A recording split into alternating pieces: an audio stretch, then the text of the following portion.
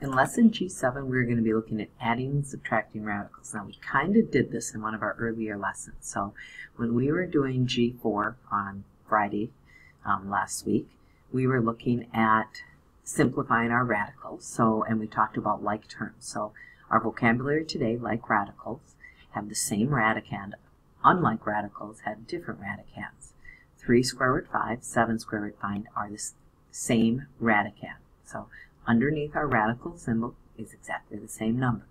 4 square root 3 minus 2 square root 2, different ones. So why is this key? So similar to the joke worksheet you did on page 210 last week, we are going to be looking at adding. It says, when combining like radicals, the radical part acts just like a variable. Combine like radicals by adding or subtracting the number in front of the radicals. If there is no number in front of it, we know that that number is a 1. So kind of keeping that in mind as you are looking at that number is a 1. And if it helps you to rewrite it, kind of thinking of it as factored form, you don't have to do this, but we know that square root 11 is the common factor in both of these. And so you are thinking of, this is kind of reverse distributive property, 6 plus 9, which does give us 15 square root 11. Here again, like terms, 7 minus 8 will give us negative 1 square root 2. Again, you don't have to write that negative 1 in there. You could just leave it as negative and the square root of 2.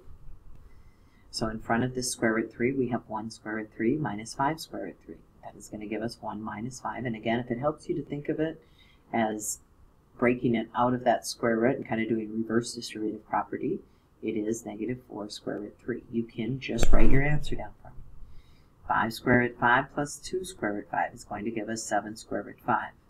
So just like that worksheet on page 210, we talked about how you sometimes have to simplify. And in the second half of that, you had to do these type of problems. So if you do not have like radicals in the problem, sometimes we have to simplify one or both of the radicals to get them to be like so we can combine them.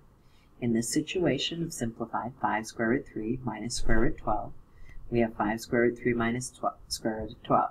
This is in simplest form, but 12 has a perfect square, 4 and 3, so they break it down just like we were doing at the beginning of the unit. Square root of 4 is 2 times square root 3. 5 minus 2 square root 3 gives us 3 square root 3. So if you are taking a look at these next couple of problems, we're going to do that same type of thing.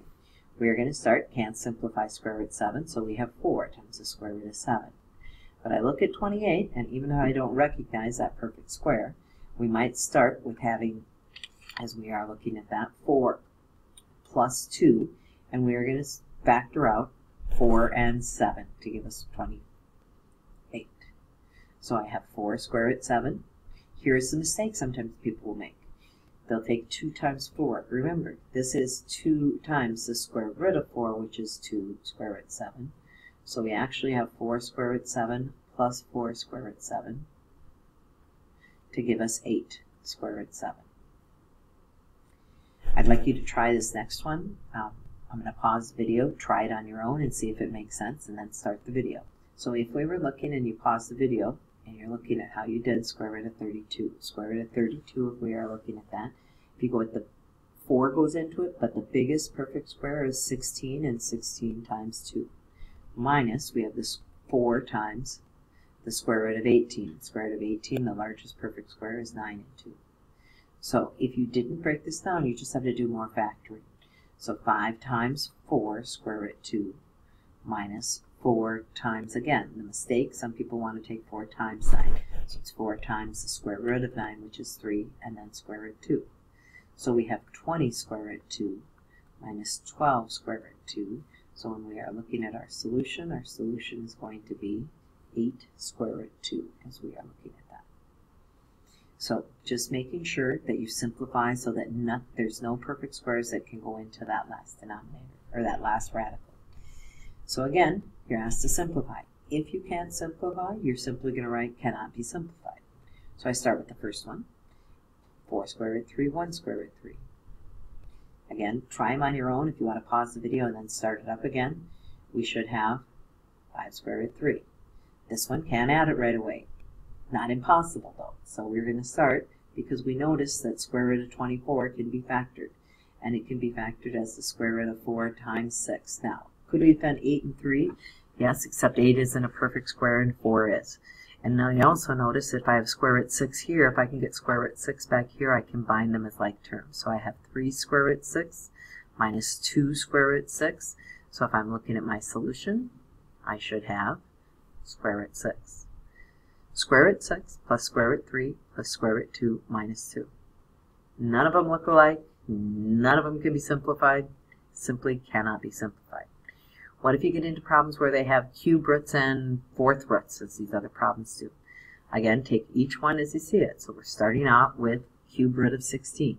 If we think of the cube root of 16, this is where you're not using that list of perfect squares, but cubes. 1, 8, 27. Oh, 8 goes into 16. So we have the cube root of 8 times, if we are looking at that, 2. Minus, the other thing we notice is this was left with the cube root of 2. So minus 5 with the cube root of 2. The cube root of 8 is 2. Left with the cube root of 2 minus 5. Cube root of 2. So 2 minus 5, our solution should be a negative 3. To the index is still 3, or the third root of square root 2. So this is asking us to find the fourth root of 1. Don't make it harder than you have to. That is 1. Plus the third root of 1. What number times itself 3 times gives us 1?